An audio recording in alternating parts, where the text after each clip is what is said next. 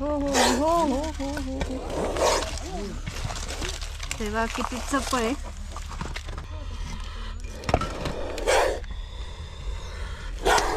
छोटे साप जे आहेत ते खूप जास्त ॲग्रेसिव्ह असतात. नमस्कार मित्रांनो, या ठिकाणी आपण आलो एका ठिकाणी साप पकडायला. कोणतं गाव आहे आता हे? पिंपरी सांडसमध्ये आम्ही साप पकडायला आलोय. ह्या विटांमध्ये बाबांनी साप पाहिलेला आहे. सगळ्यांनी लक्ष ठेवलंय. बघूयात कोणतं आहे आता. या विटांमागे साप आहे बघा. आणि आज माझ्यासोबत तळेगाव ढमढमचे सर्पमित्र गणेश टिळेकर सर आहेत. सोबतच माझ्या टीमचे विष्णू भाऊ आणि सतीश सर पण आहेत. तर आता आम्ही सगळे मिळून ह्या सापाला रेस्क्यू करणार आहे. तुम्हीच पकडणार आहे साप. तुम्ही गुरु आहे. नाही रोजच पकडतो.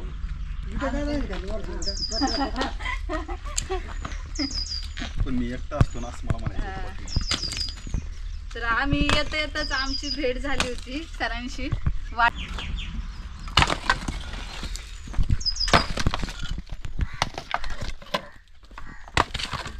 घराच्या आजूबाजूला घराला चिटकून अशी अडचणीच्या ज्या वस्तू आहेत मित्रांनो, ते शक्यतो ठेवणे टाळा. कारण आपण आपल्या भिंतीलगतच अशा काहीतरी ज्या न लागणाऱ्या वस्तू आहे त्या ठेवतो आणि अडचण दिसली किंवा थंडावा असेल तर उन्हाळ्यामुळे काय करतात साप येऊन अशा ठिकाणी लपतात. दुसरी गोष्ट, अशा ठिकाणी खायला प्यायला भरपूर भेटतं त्यांना. उंदीर झालं, बेडूक झालं, कोणत्याही वस्तू ज्या असतील ते शक्यतो मी तुम्हाला हे सांगेल की थोडंसं घरापासून लांब ठेवत जा. घराला जास्त चिटकून कोणत्याही आडवेळीच्या वस्तू ठेवत नका जाऊ. आता ह्या विटा इथे नका ठेवा काका. घराच्या जवळ काहीच नका ठेवू. लांब ठेवा, लांब. आता हा आलाय पुन्हा दुसरा पण येऊ शकतो.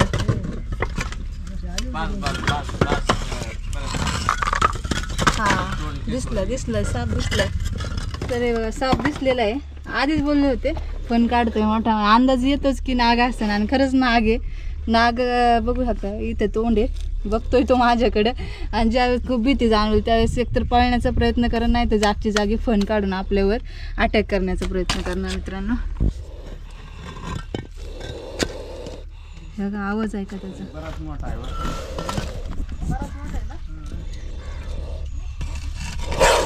हो हो हो हो हो हो हो तेव्हा किती चप्पळ आहे. तर जागा नाही कुठेच जायला.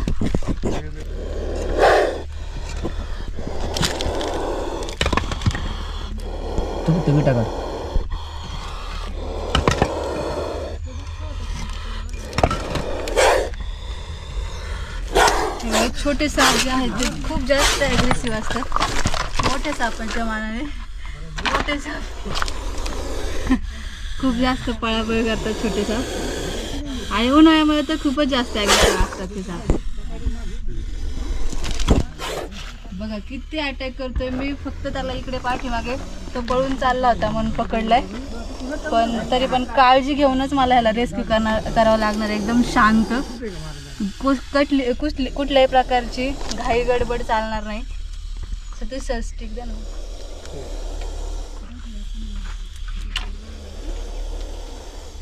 नाग साप खूप सोपा आहे ओळखायला. जसं की बाबांनी आधीच सांगितलं होतं नाग आहे. त्याचं सगळ्यात महत्त्वाचं रिझन म्हणजे हा त्याचा सुंदर फण. मित्रांनो नाग हा एकमेव साप असायचा असा फण काढू शकतो.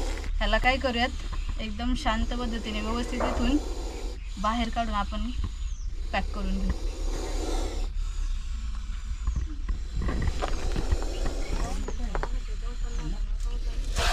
हो हो हो हो शांत.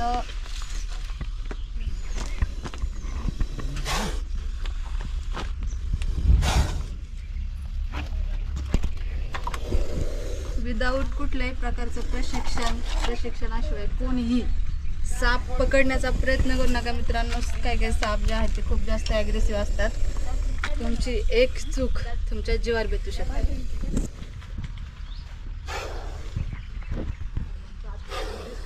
किती अटॅक करते बघा. त्याला पॅक करायचं आपल्याला. अटॅक बघा किती करते. थांब रे. कसं पण वाजते बाबा. एका साईडला सर जे आहेत गणेश सर व्यवस्थित अशी बॅग सेट करतात. ते सरांनी मस्त बॅग तयार केलेली आहे. पाईप लावलेला आहे त्याला खूप छान पद्धतीने. आपण हे सापाला पॅक करू. होल दिसला आणि लगेच तो आतमध्ये पॅक.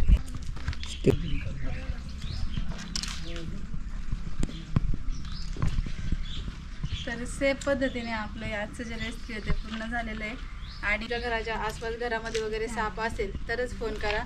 बाकी जर असं मोकळ्यामध्ये शेतात वगैरे असेल तर राहू देत, कारण साप जे आहेत ते निसर्गात एक खूप महत्त्वाची कामगिरी निभावत असतात. जे उंदीर बेडूक आहेत त्यांना संपवण्याचं काम करत असतात. व्हिडिओ आवडल्यास नक्की लाईक करा. धन्यवाद. दोऱ्या धरून आपण इथे ह्याला मुक्त करतोय.